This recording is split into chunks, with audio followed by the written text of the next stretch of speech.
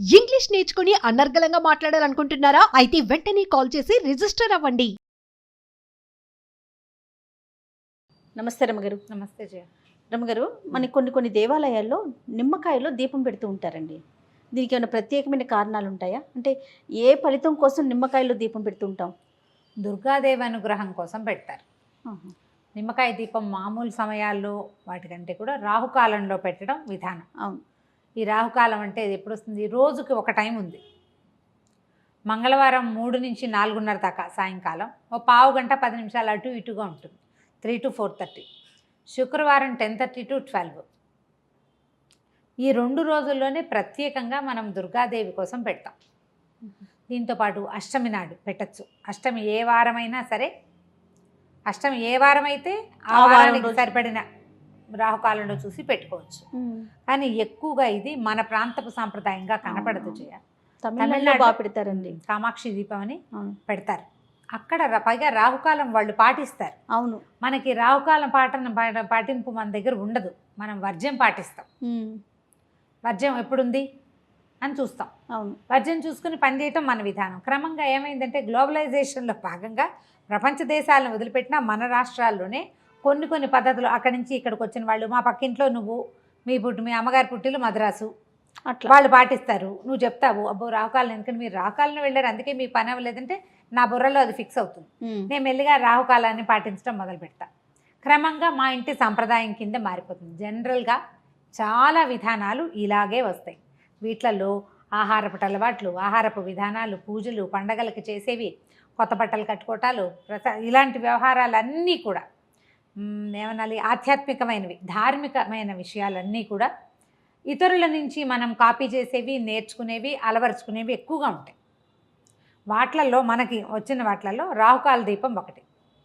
భక్తి కూడా అంతే చూడు, అవి కూడా అంతే అలాగే వస్తాయి. ఈ రాహుకాల దీపం ఒక 15-20 ఏళ్ల నాడు అసలు కనపడేదే కాదు. హైదరాబాద్లో స్కందగిరిలో కామాక్షి అమ్మవారిది ఒక అమ్మవారి దేవాలయం, ఉపాలయం, అక్కడ కనిపించేవి నేను 25-27 years బ్యాక్ నేను చూశాను. తర్వాత క్రమంగా మన దగ్గర ఉన్న దుర్గాలయాల్లో కూడా కనిపించడం మొదలెట్టింది. 4, 5, 6 పెట్టేవాళ్ళు. ఇప్పుడు వేల సంఖ్యలో పెడుతున్నారు. భక్తి ఈ రకంగానే డెవలప్ అవుతుంది. భక్తి అంటే నమ్మిక అవి కాదు, విధానాలు కాపీ చేసుకుంటాం మనం. మంచిదేగా, మన ఇంట్లో అలవాట్లేదు అని నేను అన్నాను అనుకో, మన వైపు అలవాట్లేదు, ఏమైంది అమ్మవారికేగా, మంచిదేగా, ఊళ్ళో పెట్టడం కాదని అనలేం మనం. అవును. అది చేశాక మనకి ఏదైనా ఒక శుభమో ఒక సానుకూలమైనది ఒకటి కనపడింది అనుకో, ఇంకా మానబుద్ధి కాదు, అవును చేయాలనిపిస్తుంది.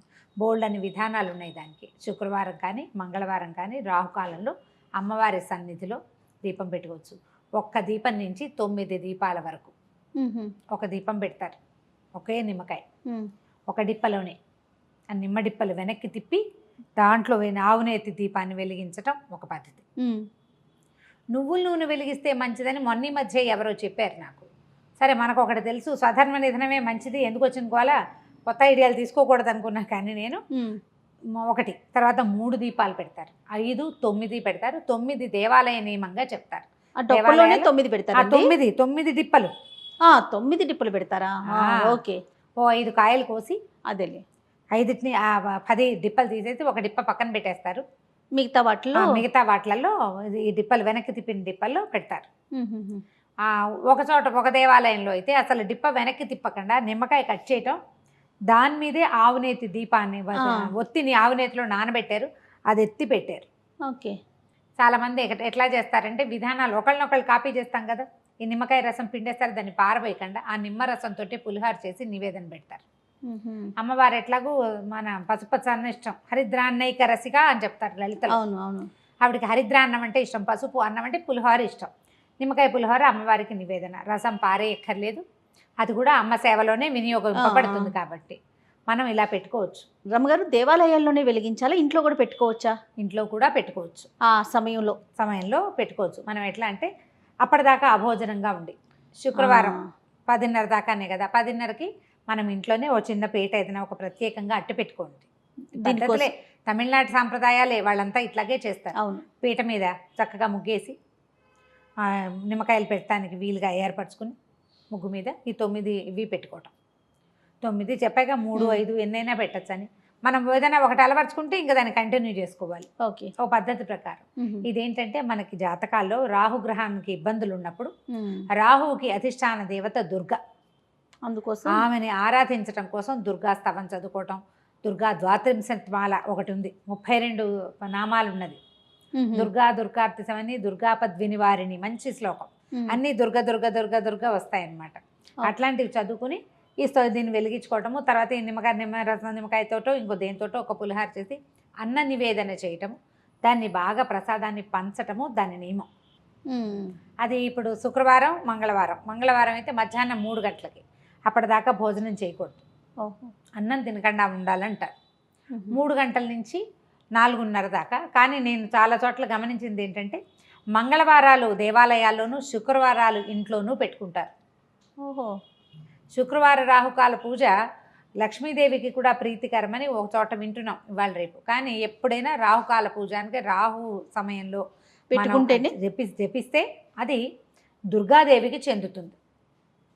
ఆ సమయంలో దుర్గని గనక పూజిస్తే అమ్మవారి దయ వల్ల రాహు గ్రహం తాలూకు మనకి అంతర్దశలలోనూ విదశలలోనూ ఎక్కడో చోట రాహు తాలూకు ప్రతాపం ఉన్నప్పుడు, మనకి ఇబ్బందులు ఉన్నప్పుడు అవి తొలగిపోవటం కోసం సాధారణంగా జాతకాన్ని ఫాలో అయ్యి చేస్తారు ఇట్లాంటివి. కాదు రమ్మగారు, పెళ్ళైన వారైనా పెళ్లి కాని వాళ్ళు ఎవరైనా చేయొచ్చు. ఎవరైనా పిల్లలకి జాతకం చూపిస్తారు, రాహుదోషాలు ఉంటాయి, రాహుగ్రహంతో ఇబ్బందులు ఉన్నాయి, అలా చెప్పారనుకో ఏం చేయించమంటారు అంటే పరిహారం చెప్తారు, రాహుకాల దీపం పెట్టండి అంటే సులువు కదా. అవునవును. దుర్గాదేవికి సంబంధించిన స్తోత్రాలు కొన్ని చక్కగా చదువుకోవటం, నేర్చుకోవటం, దేవాలయానికి వెళ్ళి అక్కడ శ్రద్ధగా చేయటం, ఆ దీపాన్ని అమ్మవారికి చూపించడం. దుర్గ చక్కగా స్థిమితంగా కూర్చుని ఉంటుంది.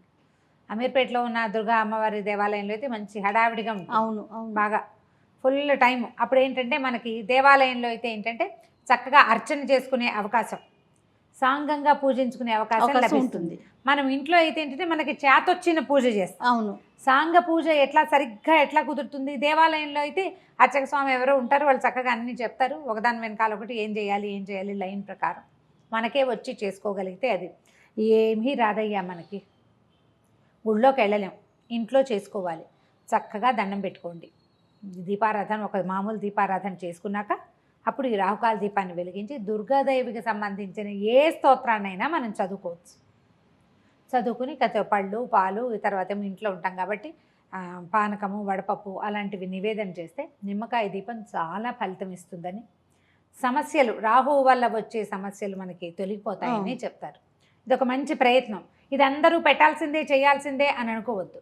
మీకు ఆసక్తి ఉంటే పెట్టుకోవటం, ఆసక్తి ఉండి అవసరం ఉండి. ఇది మనకి గ్రహదోషాలు ఉన్న వాళ్ళకి చాలా బాగా ఫలితాన్ని ఇస్తుంది. మామూలుగా పెట్టుకుంటే కూడా మంచిదే. మేము శుక్రవారాలు మా లెక్క ఏంటంటే ఆ 12 గంటల దాకా ఉండాలి దీపారాధన. మామూలుగా కూడా ఉంటుంది. శుక్రవారం ఏదైనా కాస్త అటు ఇటుగా లేట్ అయినా, పూజ లేట్ అయినా కూడా 10:30 లోపల దీపం పెట్టాలి, రాహుకాలానికి ముందే దీపం పెట్టాలి అని పెట్టుకుంటాము. ఒక్కొక్క నియమం, మనం సింపుల్ నియమం పెట్టుకోవాలన్నమాట. మనం చేయగలగాలి కదా. ఏదైనా పెద్దది బరువు పెట్టుకోవడం సులువు, దానికోసం ఇంటిలి పాది ఇబ్బంది పడేలాగా ఉండకూడదు. ఈజీగా చేసుకుంటే కనుక మామూలుగా దుర్గా ఆరాధనే చాలా అత్యద్భుతమైన ఫలితాన్ని ఇస్తుంది. భయం పోగొడుతుంది. ఆపదలలో కూడా మన వెన్నంటి ఉండి, ఆపదలు రావని చెప్పలేం, వస్తాయి, వచ్చినా కూడా వాటిని తట్టుకోగలం, తప్పించుకోగలం, ఎవరిదైనా సహాయం లభిస్తుంది. అందుకని ఎప్పుడు దుర్గా పూజ చాలా సత్ఫలితాలను ఇస్తుంది. అందులో ఇదొక విధానం. తప్పకుండా. నమస్తే. నమస్తే.